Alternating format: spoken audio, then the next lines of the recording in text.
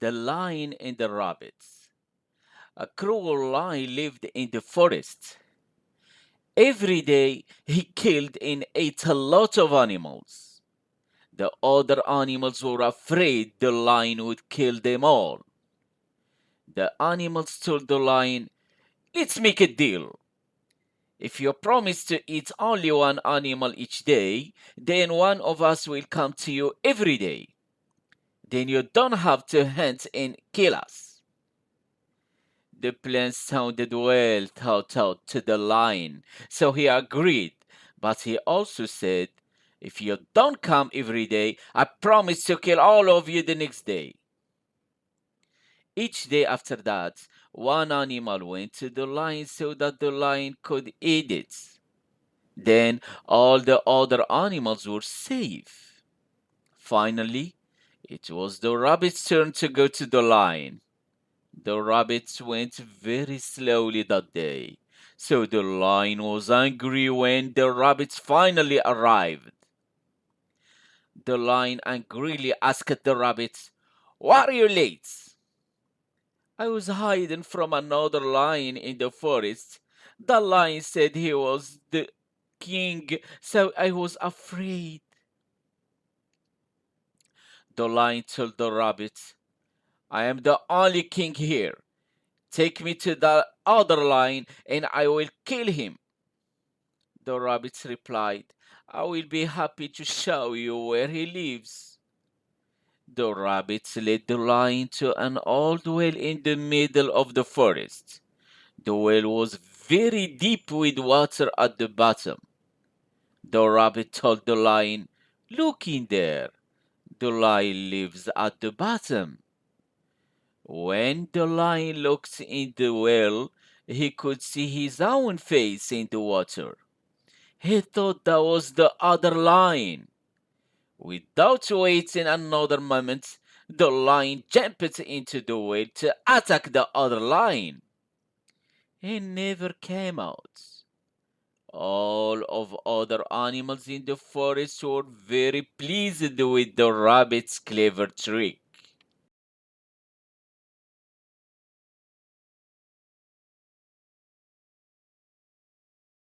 The laboratory. Mia's father had a laboratory, but she had no idea what was in it. Her dad always closed and locked the door when he went in. She knew that he used it to do projects for work. He never told Mia what these projects were. One night, Mia approached the door to the laboratory. She stopped and thought, "I wonder what crazy experiments he is doing now." Suddenly, she heard a loud noise. It sounded like an evil laugh. The noise scared her, so she walked quickly back to her room. The next night, her friend Liz came to her house. When Liz arrived, Mia told her about the night before. "Oh, it was terrible," she said. "Why don't we see what is in there?" Liz asked. "It will be fun adventure." Mia felt nervous about going into her father's laboratory, but she agreed. As always, the door was locked. They waited until Mia's father left the laboratory to eat dinner. He didn't lock the door. Liz said, "Let's go." The laboratory was dark. The girls walked down the stairs carefully. Mia smelled strange chemicals. What terrible thing was her father creating? Suddenly, they heard an evil laugh. It was even worse than the one Mia heard the night before. What if a monster was going to kill them? Mia had to do something. She shouted for help. Mia's father ran into the room and turned on the lights. "Oh no," he said. "You must have learned my secrets." "Your monster tried to kill us," Mia said. "Monster?" he asked. You mean this? He had a pretty doll in his hands. The doll laughed. The laugh didn't sound so evil anymore. I made this for your birthday. I wanted to give it to you then, but you can have it now. I hope you like it. The reports. Lee sat among the books at the library and thought about his group project. They had to turn it in soon, but he hadn't even started his part. Jack and Claire were in his group. They had worked hard. They were also very smart, and Lee didn't want them to get a bad grade. Jack did the report. He wrote a lot of very good sentences and described things with great adjectives. Claire drew a nice map of the stars. Now, Lee needed to do his part of the project. Well, I suppose I need to start my model, Lee thought. Making a model of a planet was really hard. Lee tried to read several books, but he couldn't comprehend any of the charts. We're going to fail because of me, Lee said. He put his head down on the table and said, I wish I could see a planet instead of having to read about it. Suddenly, there was a bright light. Lee was pulled from his chair through the roof and right into a strange ship. Hello, kid, said an alien. Did you ask for help? Lee told the friendly alien all about his project. The alien agreed to help Lee solve his problem. First, we'll fly through space to view the universe.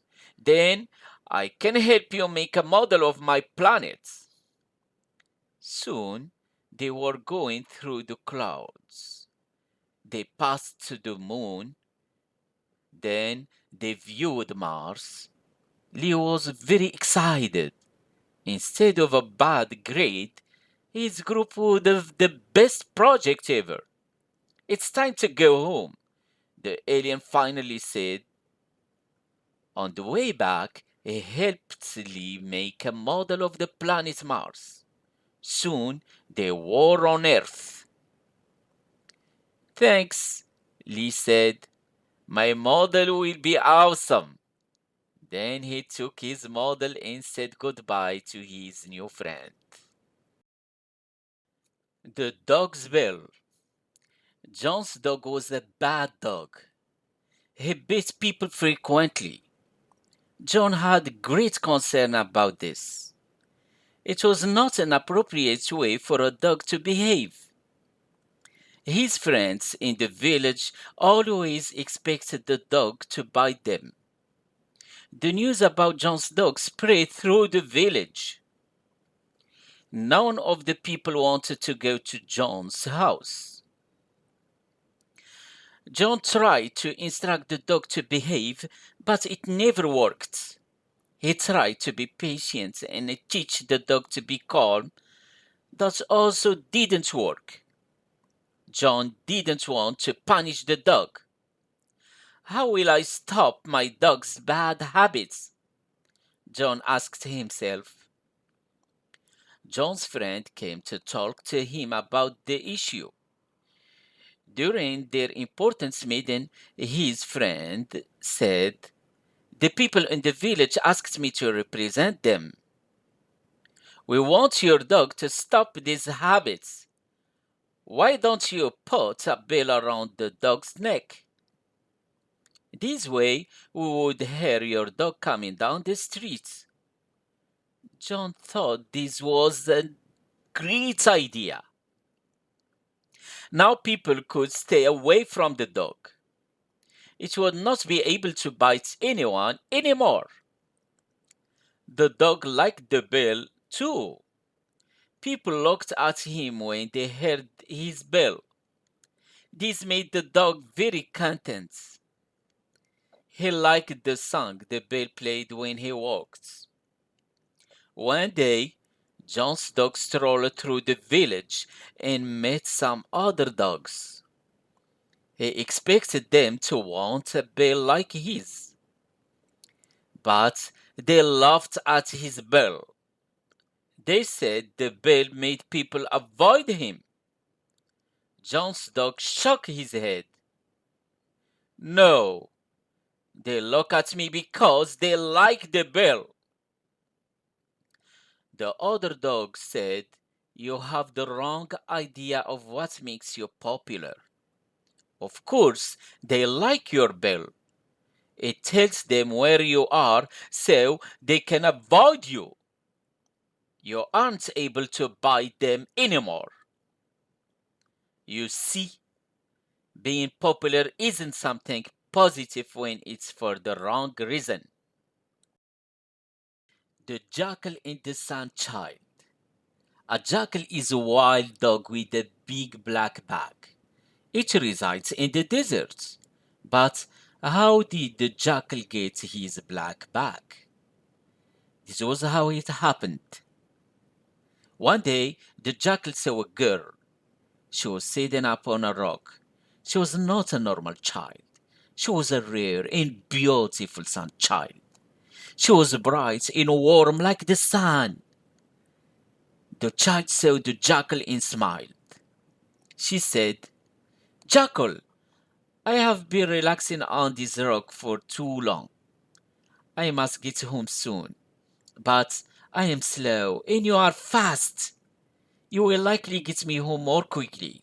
Then she requested, will you carry me home? If you do, I'll give you a gift. This necklace belongs to me, but I will give it to you.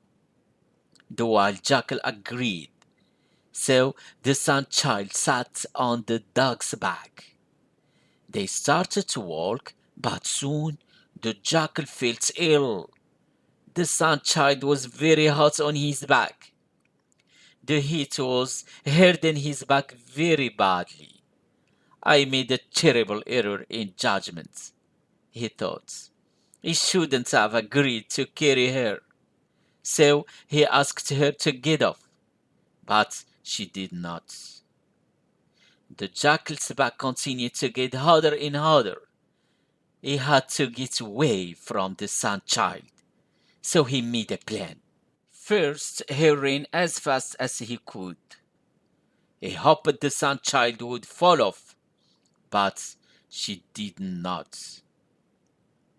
So, when the sun child was looking at the sky, not aware of the jackal's next plan, he jumped into a field of flowers. As a result, the child rolled off his back. The jackal ran away. But the sun child left a mark on the jackal's back, a visible black mark. Ever since his experience with the sun child, the jackal has had a black bag.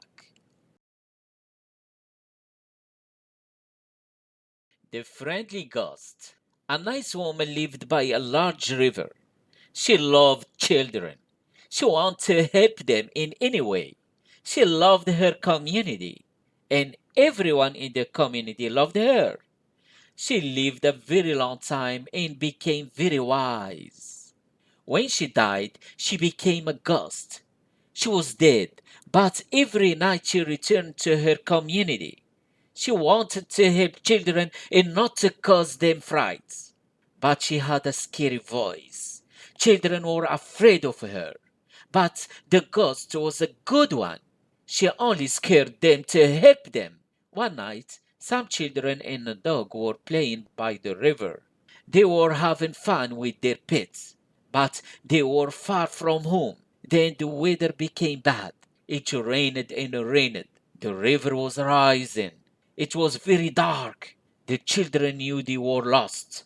They needed to go north, but they didn't know which direction it was. When the moon came out, they saw a ghost by the river. The ghost said, go away! The children felt great fright. They knew it was a ghost. Then the ghost moved closer. She yelled again, "Go away!" The children became very upset. Some of them began to cry. The children knew they had a choice.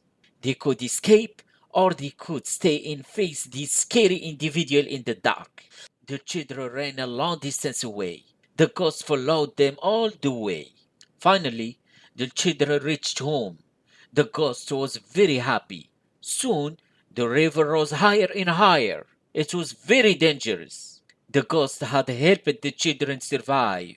She had saved them from the rising water. She also used her power to lead them home. Sometimes, meeting a ghost has advantages.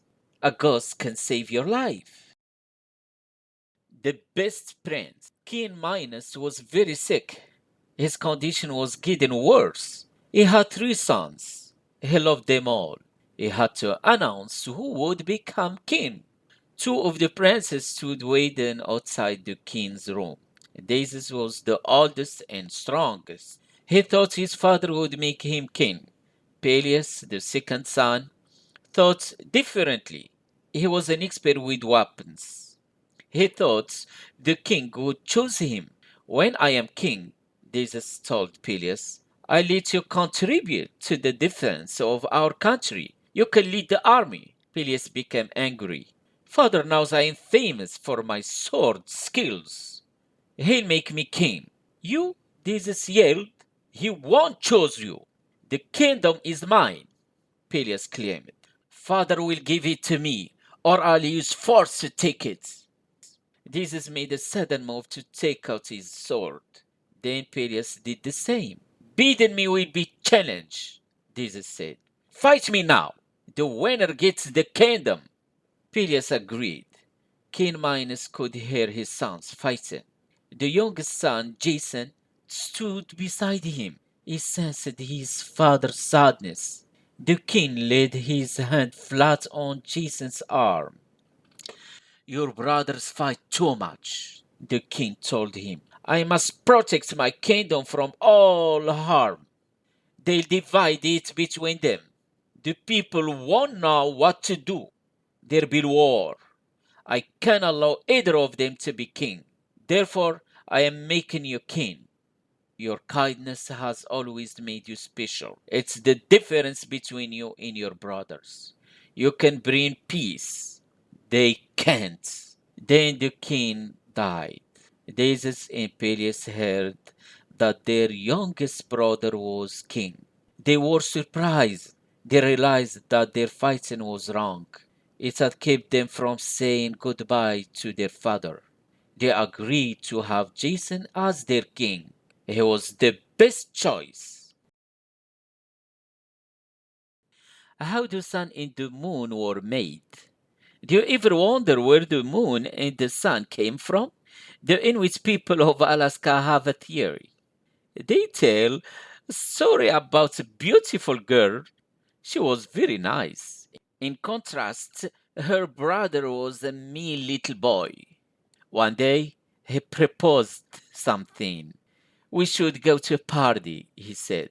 The girl accepted. First, it was necessary for her to prepare. She arranged her hair and put on nice clothes. This required a lot of time, but the girl worked hard, and soon she had success. She looked perfect. They attended the party together. The girl was having fun.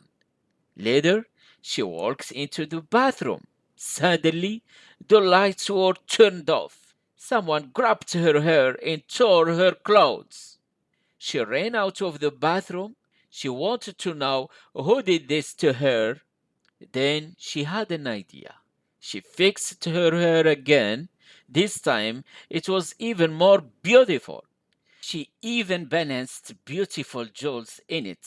She wanted to encourage the person to grab it again. She put black dirt in her hair. The purpose of this was to catch the person. She went to the bathroom again, and it was the same pattern. The lights went off, and someone grabbed her hair. When he released it, his hand was black. The girl returned to the party. She knew there was only a single person with a black hand. When she saw the person, he was very familiar. It was her brother. He ran into the woods. The girl ran after him. They both carried fire so they could see in the dark. The smoke went into the air. As they ran, they grew. They became huge. Then they went into space.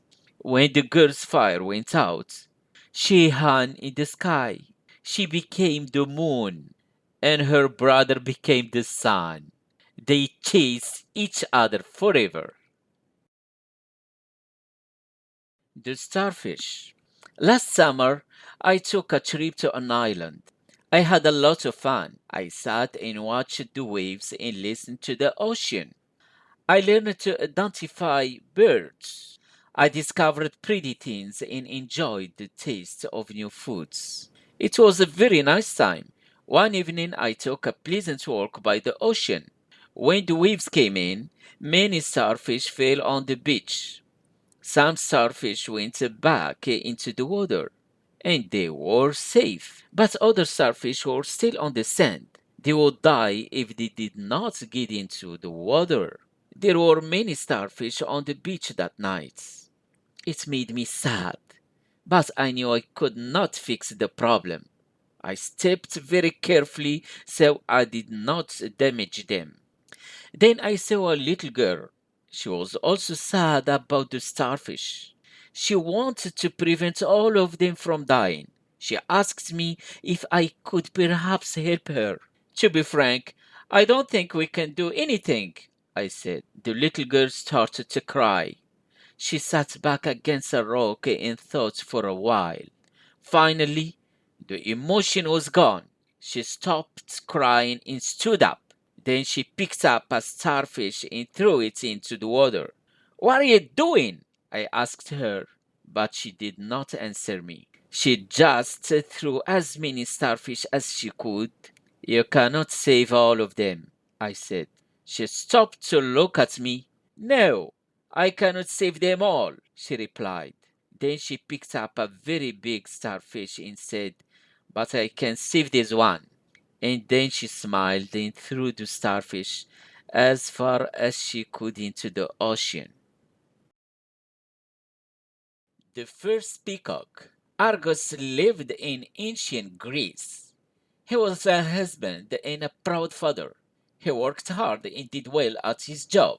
But one thing about him wasn't normal. He was born with 100 eyes. Having many eyes was usually a benefit to him. He had a chance to see many things. Also, since he had so many eyes, he was very good at guarding things. While sleeping, he only rested a few eyes at a time. The others stayed awake. He worked for Hera, a great goddess. His primary function was to guard the special cow. The cow was very important to Hera. It was her favorite pet. The most essential part of his job was to keep the cow alone. It had to be kept separate from all the other cows and far away from people. This was an easy job for Argus. The cow just ate grass all day. But the god Zeus wanted the cow. He wanted to take it away from Hera. He had a plan. He found a great music player. He asked the man to play a beautiful song for Argus. Zeus was certain Argus would go to sleep. The song had an immediate effect. Argus couldn't focus on his job. He fell asleep. Zeus saw this and he took the cow. Hera was very angry with Argus. She turned him into a peacock. She put his many eyes on his tail. Argus was very sad. Zeus saw how much trouble he had caused Argus. He made another plan. He turned Argus into a group of stars. He wanted Argus to remain in the sky forever. Even today, Argus' image remains there, above the site where all his problems began. We can still see him in the night sky.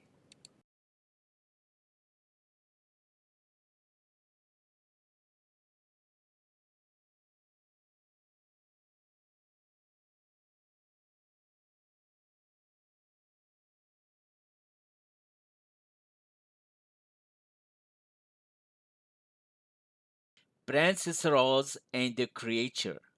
There was once a beautiful princess named Rose. Her mother, the queen, however, was not as beautiful as the princess. The queen felt bad that she was not the most beautiful woman in the kingdom anymore. She was tired of competing with her daughter. She made a decision. She prepared the drink for the princess. After the princess drank it, she fell asleep. Then the queen took the princess to the forest. She left the princess there. It was a very serious thing to do. Either she will be killed by animals or she will get lost in the forest, the queen thought. The princess had a dream. She dreamed about a man with brown hair and brown eyes. It was the man she would wed. The princess woke up. She saw a strange creature on the ground. It looked like a man, but he was hairy and green. He had horns on his head and a pig's nose. The creature said, "Did I scare you? I hope not. Let me introduce myself. I am Henry. I am not scared to tell you the truth. I think you are cute," said Rose. Rose and Henry spent the day together.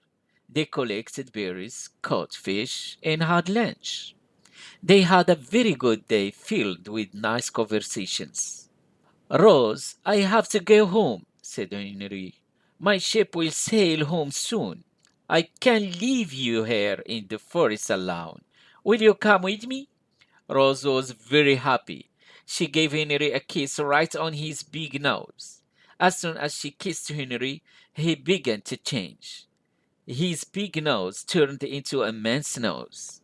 His horns and green hair went away. Standing in front of her was the man Rose had dreams about. Rose and Henry were married and they lived happily. The crazy artists. Fraunhofer was the best artist in the world. Everyone loved him. The quality of his paintings was very high. He always used the best materials. He made a big profit from his paintings. He had delicious meals with his rich neighbors. He taught art classes. Life was good. Then his attitude changed. He stopped selling paintings in kitchen. He tried a new method of painting. He stayed alone in his apartment all day. He worked all day and all night, rarely eating. Soon Fraunhofer became very thin, but he kept working on the same painting for many years. He worked as hard as he could. Finally, he finished the painting. He was very happy and invited other artists to see it. "I want your professional opinion," he said. He wanted them to judge it and compare it to other paintings. Everyone was very excited as they went up the stairs to his apartment. Fraunhofer was excited to show his painting, and the artists were excited to see it. They love it, he thought, but they did not. They were surprised by his painting. There was no white anywhere. Fraunhofer filled the whole painting with lines and colors. There was no space for a normal picture. It was full of strange shapes. It looks bad to the other artists. He used symbols and they didn't understand them. They thought it was terrible. "Why did you paint this strange picture?" someone asked. They didn't understand its beauty.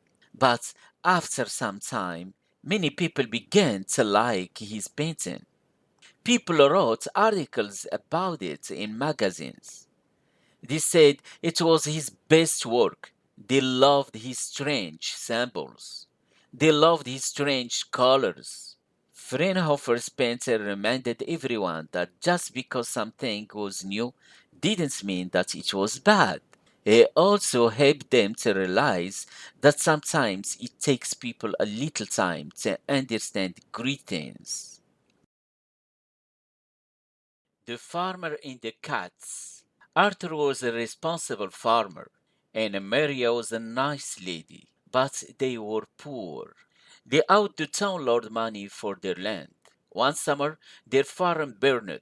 One structure caught fire, and most of the animals ran away. Only the cat stayed. So Arthur and Maria had to bring in their crops without an animal's help. On a fall day, the Lord demanded his money. Arthur asked if the Lord could wait until he brought in his crops. The Lord was angry.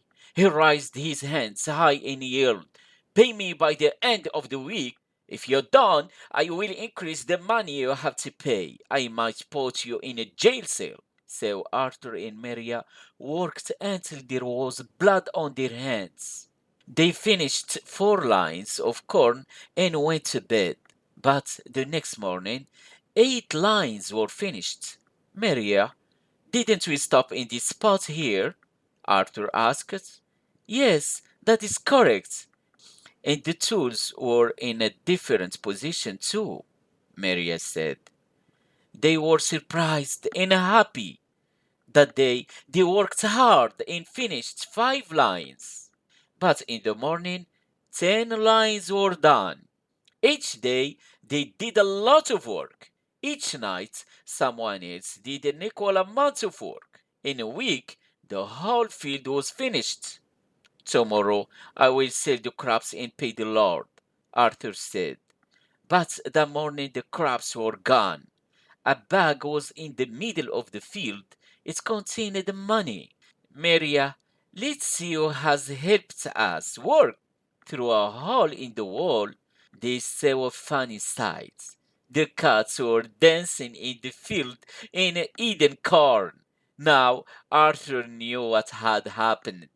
The cats had worked at night. After that, Arthur was very nice to his cats and fed them lots of corn. A magical book. Sarah loved to read.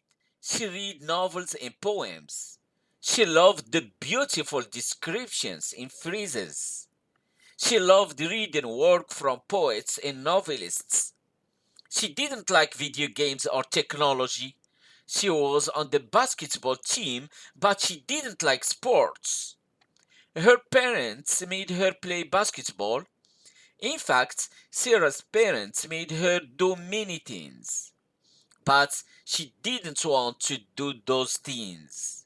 She just wanted to sit and read all day. One day, a small book came in the mail. It was for Sarah.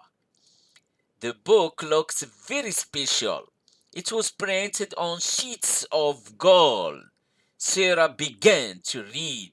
The outline of the story was simple. It was about a magical place. Strange things happened there. One example from the book was about a boy who could control people. In one scene, he made his friends tell funny jokes. Sarah loved the book. She read it all the time. Then something strange happened. The book gave Sarah a special power. She could control other people. She was like the boy in the book. During one exam, she made her friend tell silly jokes. Her friend got in trouble. After school, Sarah did not make a direct trip home. On the way, she went to the local store. She wanted to play more tricks on people. She caused problems. She made people fall down. She laughed and had fun. Finally, she left and started to walk home. Then she saw something. Her basketball coach was about to walk in front of a bus. He was looking the other way. She had to stop him. She used her power. She controlled him. She made him stop walking. Sarah learned something that day. It was better to help people than make them suffer. So, she put a limit on how she used her power. She did not want to do bad things with it anymore. She only wanted to do good. The big race. A dog saw a group of animals across the road. He walked over to meet them. "What are you doing?" he asked them. I just sold them tickets to a race between the rabbit and the turtle, the dog responded. This news excited the dog. He felt fortunate that he happened to be there. I don't have anything to do today, the dog said. I want to buy tickets, too. The dog sat down to observe the race. The race would be extreme. It would be many kilometers in length. The rabbit and the turtle stood next to each other. They waited for the race to start. The dog wondered why the turtle agreed to run against the rabbit. Being fast was not a characteristic of turtles. The rabbit was going to win easily. Suddenly, the race began. The rabbit ran extremely quickly. The turtle walked slowly. After a minute, the rabbit looked back. He saw that the turtle was far behind him and was breathing quickly because he was so tired. The rabbit smiled and slowed to walk. A minute later, the rabbit said, I am winning, so I take a rest. He sat and began to consume some grass. Then he let his eyes close. He wasn't the winner yet, but there was no risk of him losing the race. He went to sleep. Hours later, a loud sound woke him. All of the animals were yelling and looking at the field. He felt fear for the first time. The turtle was almost at the finish line. Now the rabbit realized his mistake, but the race was over. He gave the turtle an opportunity to win, and the turtle took it. The duck handed the turtle his prize. It was the happiest day of the turtle's life. The dog was happy for the turtle. He isn't fast, the dog thought, but he tried his best and did something great. Adams County's Gold. Adams Academy was a good school. Boys lived there in two classes. Tom worked hard all week. On a spring Saturday, he wanted to do something fun. He asked his friend Jeff to go to the movie theater. Sorry, Jeff answered. I'm going to a concert.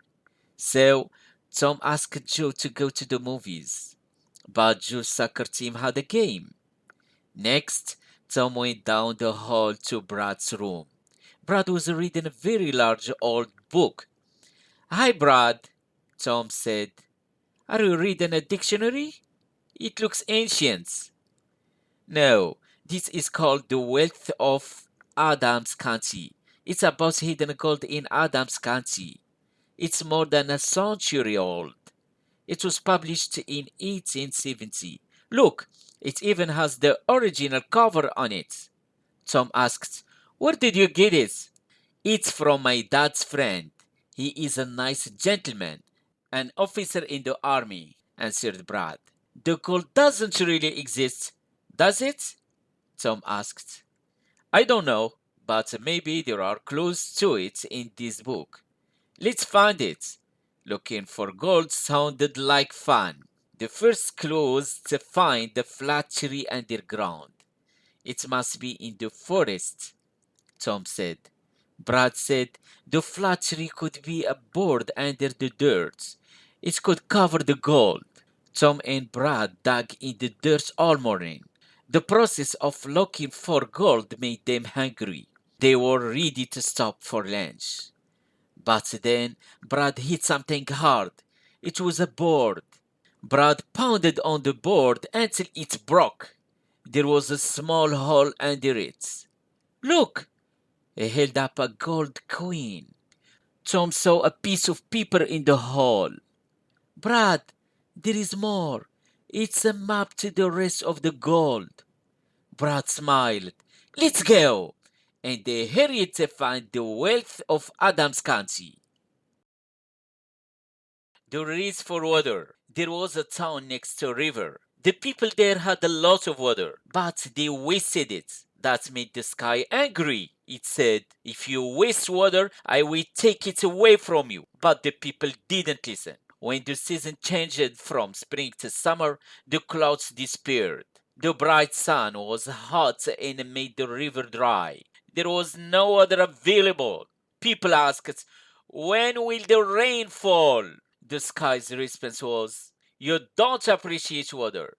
You waste it. And now I will never make rain again." A boy determined that this wasn't fair. He thought of solution. He asked the sky to raise him. He said, "If I get to the top of that hill before your rain can form puddles, you must fill our river." The sky laughed. "Little boy, I am the sky. I am above everything else. You cannot beat me." But the boy knew he would win. When the race began, the boy ran forward. The sky started raining on the hill, but puddles did not form there. When it rained on the hill, the water went down. The sky kept raining. The water flowed down into the river. When the boy reached the top of the hill, the river was full. The people began to celebrate. It was the highest level the river had ever been at before. The sky was angry. "A boy can't beat me. I won't fill your river," it said. Now the boy laughed. "It doesn't matter whether you want to fill it or not," he said. "You already did." The sky looked at the full river. "You tricked me," it said. It asked the people, "Do you appreciate water now?" "Yes," they said. "We won't waste it." That is how a lone boy saved his town and won the race for water. The Little Red Chicken. A little red chicken had a store in a small town. She sold many different items to people in the town. The people loved her products. One day a cat came to her property. He saw the sign that indicated where the chicken store was located. He wanted to purchase bread, but the chicken store was almost empty. She had only a bag of wheat. "You can use the wheat to make bread," the chicken said. "No, I don't want to work," the cat said. "I just want to buy bread." The cat became angry and left the store. Later, the little red chicken saw the cat in a crowd. "I will help you make the bread," she said. But the cat treated her badly. He did not even communicate with her. He did not want to do any work. So the chicken decided to make the bread. She selected the exact amount of wheat to make fresh bread. She used the stone to pound the wheat to get it ready. Soon her bread was ready. The cat came and saw the bread on a dish. "Give me some of your bread," he said. "No," said the little red chicken. "You did not help me make the bread, so you shall not have any to eat." The cat argued with the chicken. He tried to offer price for it. But the little red chicken did not want to sell her bread. "Don't depend on others to do work for you," said the little red chicken. "Then how will I get bread?" the cat asked. "I recommend doing some work," said the little red chicken. "Use a tool to plant your own wheat.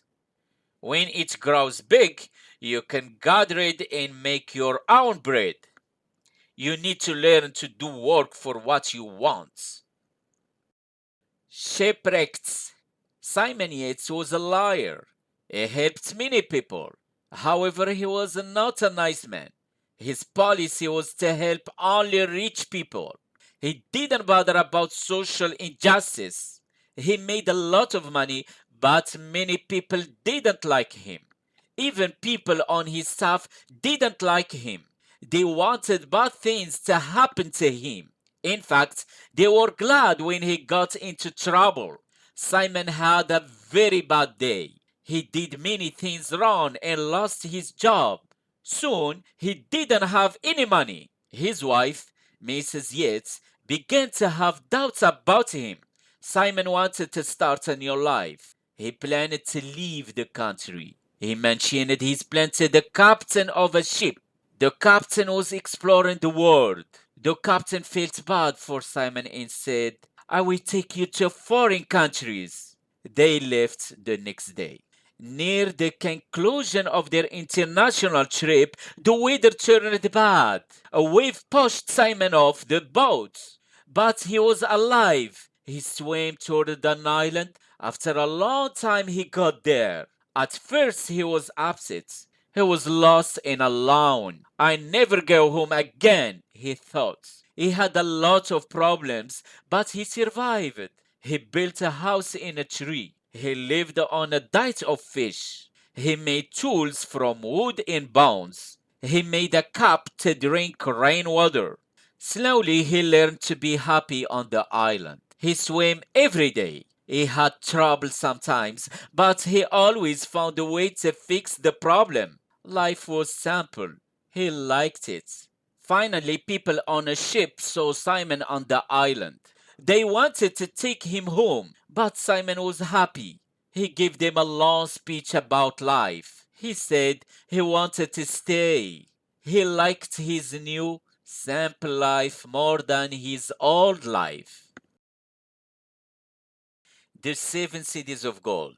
Many years ago, a Spanish officer named Coronado heard the story of seven great cities. The walls of these cities are made of gold, his friends told him. The people eat meat from golden plates and dress in nice clothes, they said. They called these cities the Seven Cities of Gold. Are the cities real? Coronado never considered asking his friends. Coronado thought to himself, the things in these cities must be worth a lot of money. So he went to find the seven cities of gold. He took along 300 men, many horses, and extra food. They headed west. Coronado wanted to achieve his goal very badly. Coronado and his men rode for many days. Then they saw some cities. We found the seven cities of gold, his men yelled, but Coronado wasn't happy. He had a different opinion. These can't be the seven cities of gold, he said. Look, they're made of dirt. Coronado was right. The cities weren't bright and golden. They were dirty and brown. The people didn't eat meat from golden plates. They ate vegetables from regular bowls. They wore the most basic clothes. Coronado regarded the cities as ugly places. What happened to the cities of gold? He thought. Did someone destroy them? Was there a war? Did someone already come and take the gold? That night, the people of the cities entertained Coronado and his men and served them food.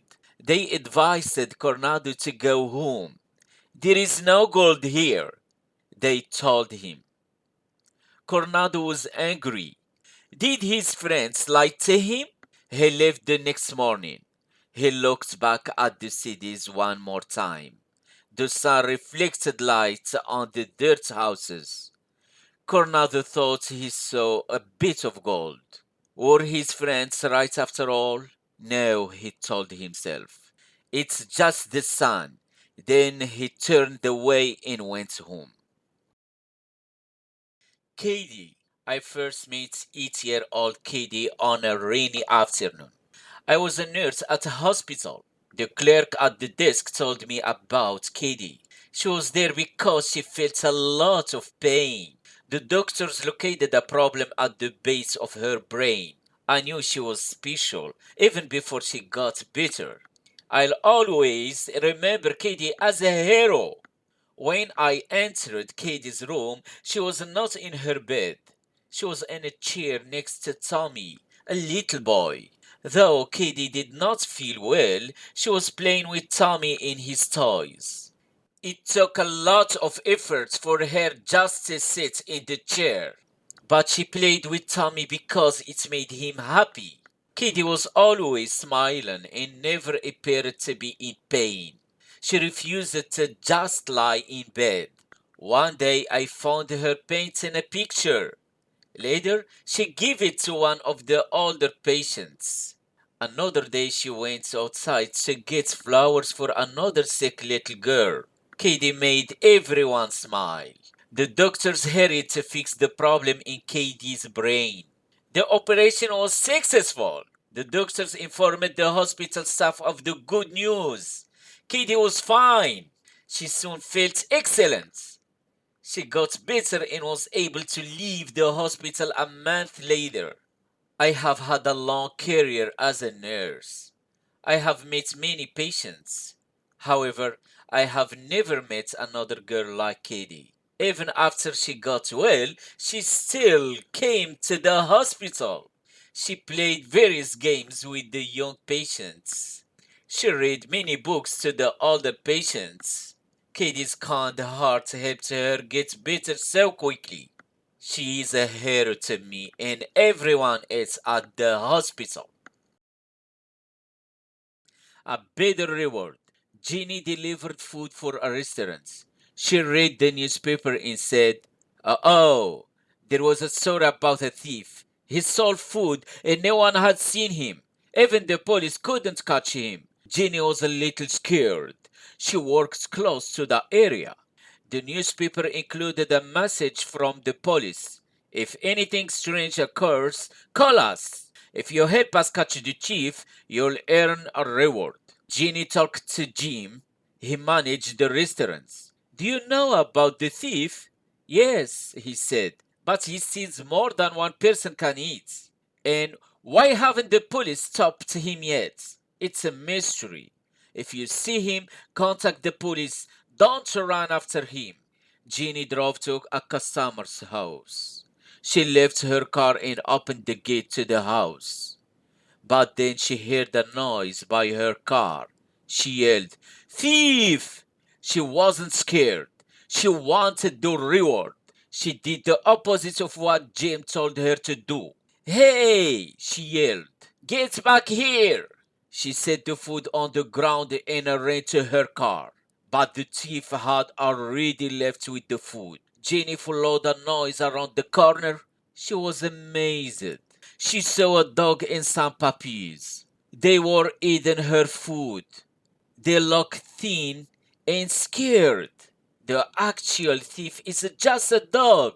She's feeding her puppies," she said. "That's why she steals so much food." Jenny felt bad. She tried to comfort the dogs with another plate of food. Then she took them back to the store. Everyone there took a puppy home. Jenny called the police. She told them there was no real thief. Jenny didn't do it to receive the reward anymore. She said, "It was just a dog, but there is no charge for catching this thief," she said. "My new dog is a better reward." The camp.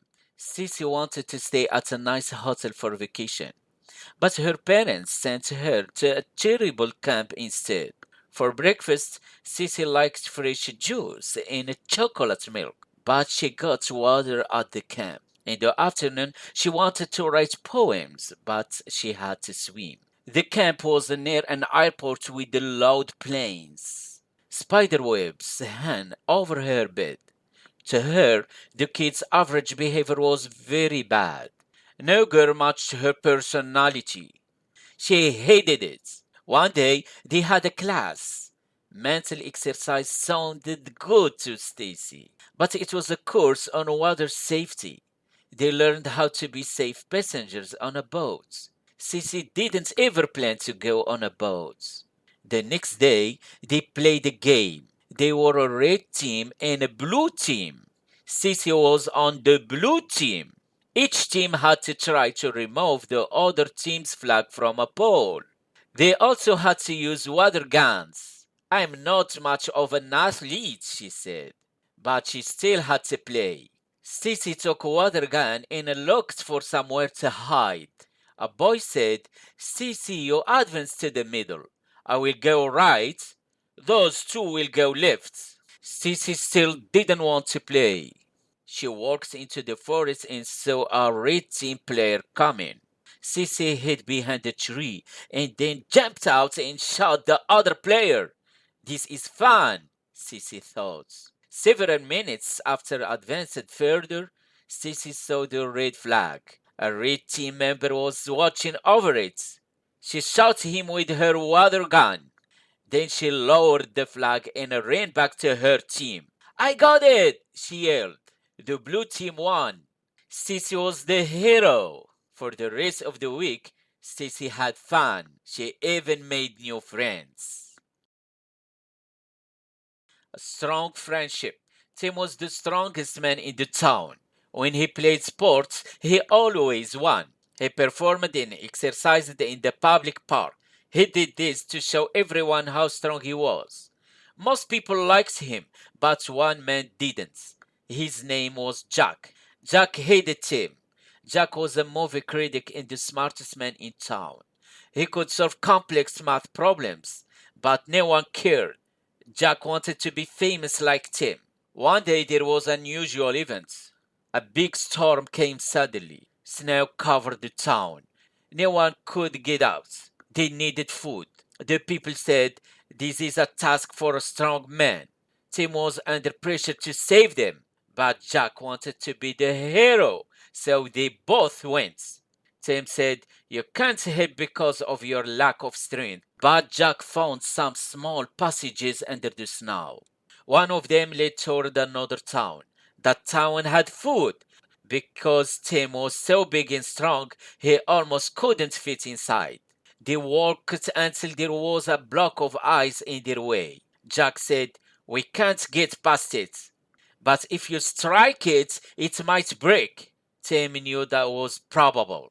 He broke it. When there were more ice blocks, Tim broke them. That made him tired. He couldn't work anymore. Jack said, "Let's unite and support each other. I get the food alone. You rest here." Jack came back with food. Tim couldn't remember which passage led home. He needed Jack to be his guide. The men became friends by working together. In town, people saw Jack with the food and cheered. They called Jack a hero. But Jack didn't care. He was thinking of something else. He said to Tim, "I thought I was smart, but I learned a new term today. Friendship." Joe's pond. Joe made the world a better place. He got the idea to do that at school. He watched a video there. It was about a factory. This factory produced a lot of trash and put it in a river. The trash and water were a bad mix. People populated the area by the river and drank its water. This made them sick. Many of them needed medicine and made regular visits to doctors. But the video wasn't all bad news. It showed ways to pick up trash and why it's important to do this. It said people can make difference to their environments. The video's important features made Joe associate trash with hurting people. One day, Joe walked through a park. He recognized some of the problems from the video. One instance of these problems was the trash in the pond. It was full of plastic cups. There was too much trash. Joe didn't want it to hurt anyone. He told his grandfather about the park. His grandfather said, "You know, it's a tradition in our family to help people. That's why we give food to poor people. Maybe you can help people by cleaning the park." Cleaning the park would involve hard work. Joe decided to organize a group to help him. He chose a wide area of the park. It had the most trash. He asked his family and friends to come. One Saturday, he gave everyone a sharp stick. They wondered why. He said, "You use the stick's tip to pick up trash. This makes it easier." They worked for 6 weeks. Different people helped each time, but Joe was always there. In that period of time, Joe saw a range of results. There was no trash in the water. People could swim in it. Joe knew that was a good sign. He was happy because he helped his environment. Archie in his donkey. Old Archie needed some money. He decided to sell his donkey. So he and his son Tom went to town. It was situated many miles away. Soon they met a woman. "Where are you going?" she asked. "To town," said Archie. "Any smart person would ride the donkey," she said. What are you implying? Archie asked. I am very smart. Archie wanted to look smart, so he climbed onto the donkey. Then they continued in the direction of the town. Further along the road, they met a farmer. Hello, said Archie. We want to sell this donkey. Do you want to buy it? I don't need a donkey, said the farmer. But if you want my advice, don't ride it. The donkey needs to be in good physical condition. Good idea, said Archie. Tom, I want you to ride it. You're lighter. Neither you nor your son should ride it. It looks very tired. You should carry the donkey, suggested the farmer. You're right, said Archie. Come on, Tom. We'll carry it for the final few miles. The donkey was very heavy and they couldn't maintain a good speed. They didn't arrive until late in the evening. At last, they walked into the town. But there they attracted the attention of some teenage boys. They laughed at Tom and Archie. They started to throw stones at them. The donkey reacted by kicking. Tom and Archie dropped the donkey. It fell on the ground and then ran away. Archie lost his donkey. He went home with no money. What does this story teach us? We cannot please everyone in our society. Don't take everyone's advice, but set your own standards. Prove to everyone that you can make decisions by yourself. Otherwise, you may end up with nothing at all. The spider and the bird. There was once a very big spider. If a bug got into his web, he would examine it. However, he didn't eat the bug right away. He asked the bug a question first. It was always quite a difficult puzzle. If the bug's answer was correct, he let it go. If not, he ate it. One day, a small bird on a journey flew into the spider's web. The spider couldn't imagine eating a bird. It was so big, but his hunger was too great. He said to the bird, if you cannot give me a specific answer, I will eat you. The bird laughed. I could eat you? But the bird was actually scared. She had used all her energy trying to get out of the web. And a spider's bite can be very effective in killing animals. Please don't eat me, the bird said. I would rather make a deal with you. Okay, the spider said. If your answer is right, I will let you go. If not, you must give me a gift. It must be something of great value. The bird said, you can pick anything you want to eat. I will find it for you. The spider agreed. Where can you take a trip to the coast, the deserts, and the mountains at the same time? The spider asked. The bird asked, does this place have earthquakes? But the spider did not say anything. I can see those places when I fly. Is the sky the right answer? False, said the spider. The answer is Hawaii. Now you must find some bags for me. The spider climbed on the bird's back. They flew in 8 bags together. They took a tour of the forest. Then the bird took the spider home. From that day on, they were friends, and they never tried to eat each other again. The party. Cody's family moved to a new house. His dad got a new job as professor. Cody liked his new town, but he missed his grandparents. For his birthday, Cody wanted to have a party. His dad said, yes, we could even have a band play. On the day of the party, Cody woke up in a rush to get ready. He started to check his list of things to do. He was so excited, but then he noticed something terrible. There was snow on the ground and lots of it. Dad, he yelled, how can the band play their instruments outside? Dad said, we'll move the stage inside. It barely fits within the garage because there were some boxes and garbage there. But when they finished, they got a call from the band. They did not want to come in the snowstorm. Dad said, let's get someone to perform magic. but no one would come because of the snow. Finally, Dad said, "Cody, there is too much snow. We need to cancel the party." "Yes, sir," Cody said sadly. "It's going to be a boring birthday," he predicted. Cody wanted to share his birthday with someone. He wanted to be at his old home. He wanted to see his grandparents. But then something got his attention.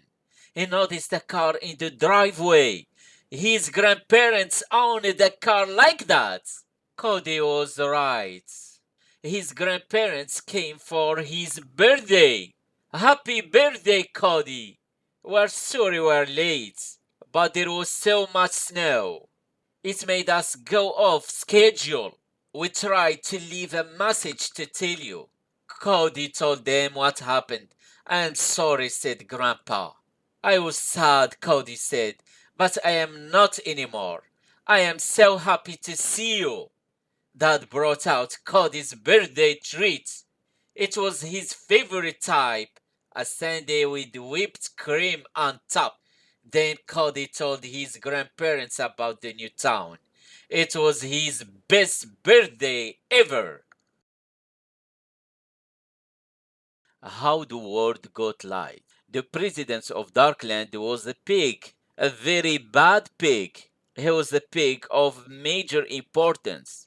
He was rich and he had a lot of strength, but he was mean to all the animals in Darkland. He kept all of the world's lights in a bag. He preferred to keep the world cool and dark. He wanted to stop the progress of the city. The animals couldn't work in the dark. He didn't have any respect for them. "Light is too good for them," he said. "Only I should have lights." But the animals needed light. So they decided to hold a competition. They wanted to find the smartest animal in Darkland. The animal had to steal light from the presidents. They advertised the competition everywhere.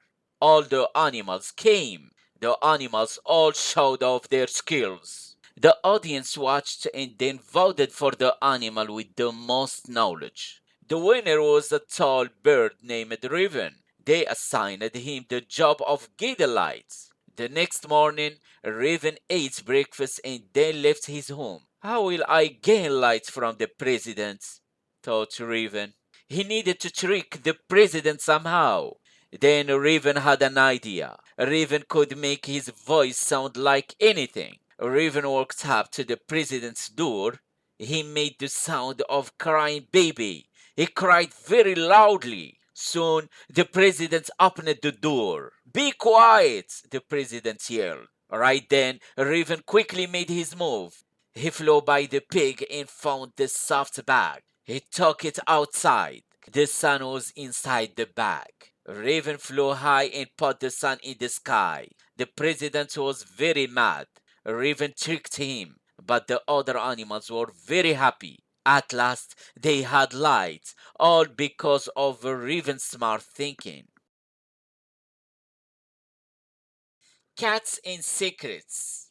In English, there is a common idiom: "Let the cat out of the bag." It means to tell secrets. But where did this idiom start? It came from a section of England. Long ago, people there went from town to sell things like vegetables, clothes, and pigs. They had strong beliefs about honesty. They didn't like lying. One day, a man went to the section center to sell things. "I have a baby pig for sale. It won't cost much," he said. He held the animal above his head. His style was different from honest people's style. He was a master of tricking people and lying. A woman named Beth scanned his pig. He offered her the pig for 1 gold coin. That was a very small amount. Beth gave him the coin. He put it in his pocket. He walked ahead of Beth to get the pig. He gave her a closed bag and said, "Here is your pig." He then left very quickly. Beth looked at the bag's surface. It was moving. She opened it to let the pig out. A cat was inside. It tricked me. That isn't proper, she said. Later, the man returned to trick more people. Beth saw him and the memory of the cat came back. She told her friends. They stopped him, but no one knew what to do next. Someone said, "We need an independent and fair person to decide that." They went to the judge. Beth told him about the cat in the bag. The judge asked, "Is there evidence? Can you demonstrate how he did it?" "Look in his bag," said Beth. She opened it and let the cat out of the bag. They learned the man's secrets and he went to jail.